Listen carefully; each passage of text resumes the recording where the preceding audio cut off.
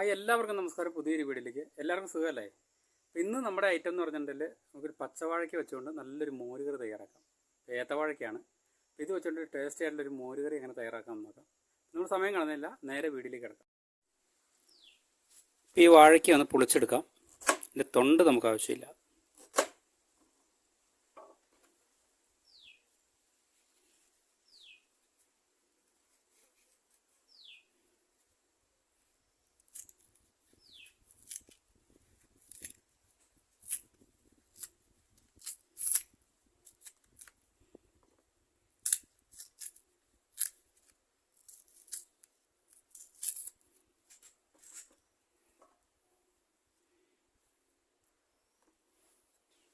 അപ്പോൾ അധികം മൂപ്പത്താത്ത കായാണ് കേട്ടോ, നന്നായിട്ട് മൂത്തൊന്നുമില്ല. നമുക്ക് കറി വെക്കാൻ പാകത്തിനുള്ള മൂപ്പയായിട്ടുള്ളൂ.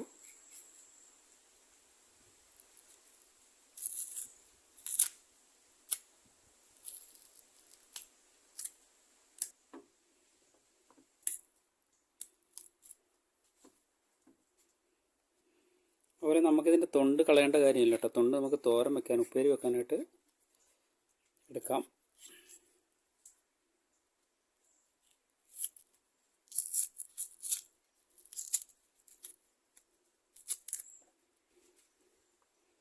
അപ്പോൾ ഇത് നമുക്കൊന്ന് കട്ട് ചെയ്തെടുക്കാം.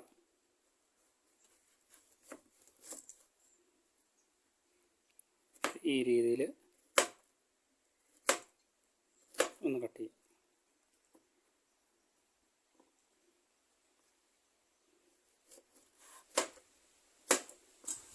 ഇതിൻ്റെ കറയൊക്കെ ഒന്ന് പോകുന്നതിന് വേണ്ടിയിട്ട് നമുക്കിത് വെള്ളത്തിലേക്ക് ഇട്ട് കൊടുക്കാം.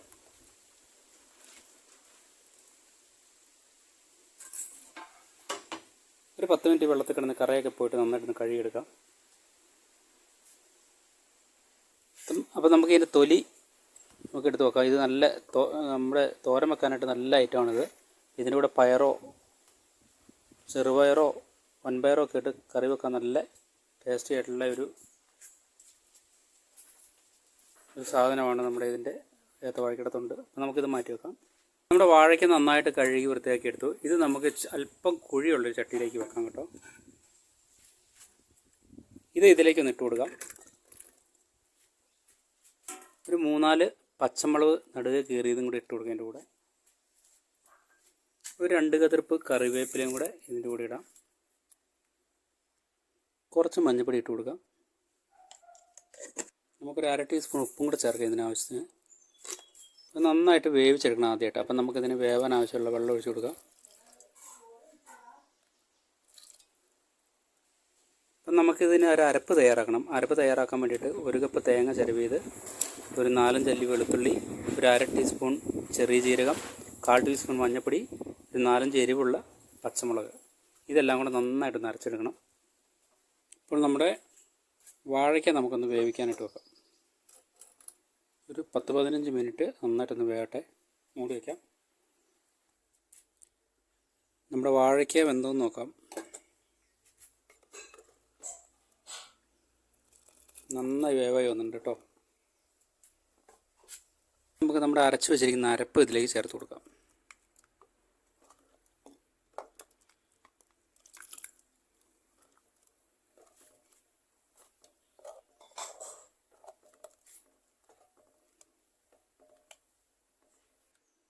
ഈ അരപ്പ് നന്നായിട്ടൊന്ന് തിളച്ച് വരണം. നമുക്കൊരു 5 മിനിറ്റ് മൂടി വെക്കാം.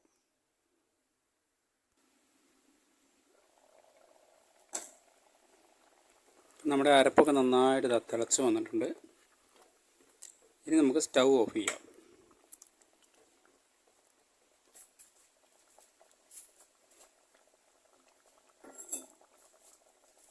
ഇതിലേക്ക് നമ്മൾ 1 ലിറ്റർ മോരൊഴിച്ച് കൊടുക്കാം.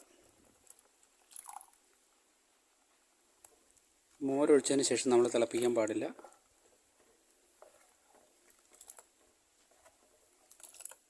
ഇപ്പോൾ ഉപ്പൊക്കെ ഉണ്ടോ എന്ന് നോക്കാം.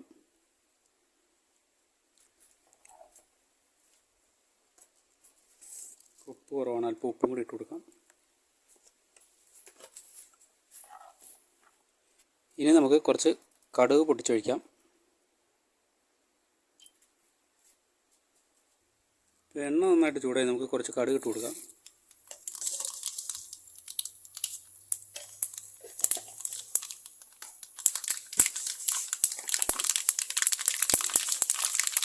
ഒരു അര ടീസ്പൂൺ ഉലുവയും കൂടി ഇട്ട് കൊടുക്കാം.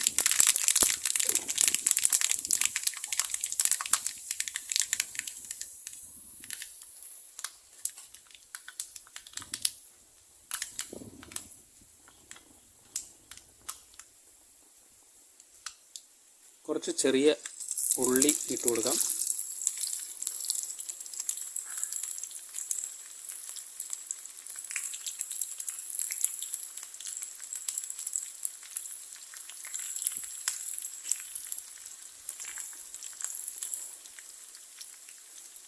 ഒരു 2-3 വറ്റൽമുളക് ഇട്ട് കൊടുക്കാം. കുറച്ച് കറിവേപ്പില.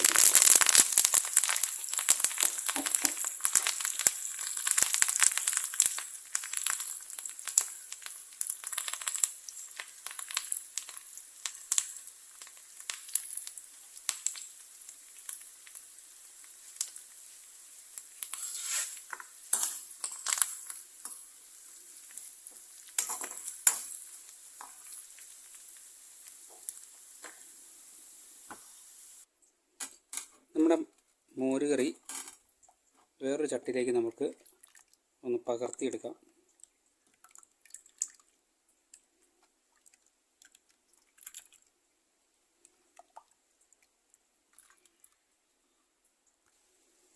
നമ്മുടെ എണ്ണ താളിച്ചത് ഇതിലേക്ക് ഇട്ട് കൊടുക്കാം.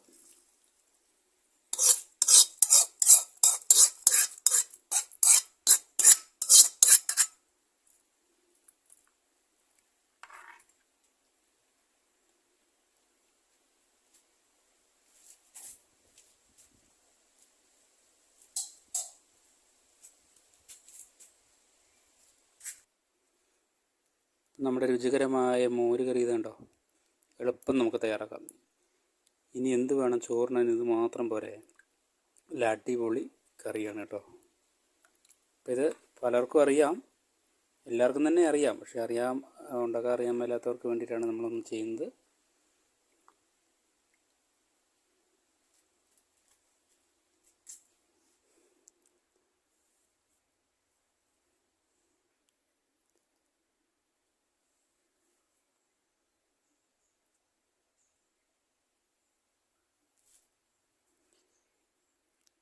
അപ്പോൾ വീഡിയോ എല്ലാവർക്കും ഇഷ്ടപ്പെട്ടെന്ന് കരുതട്ടെ.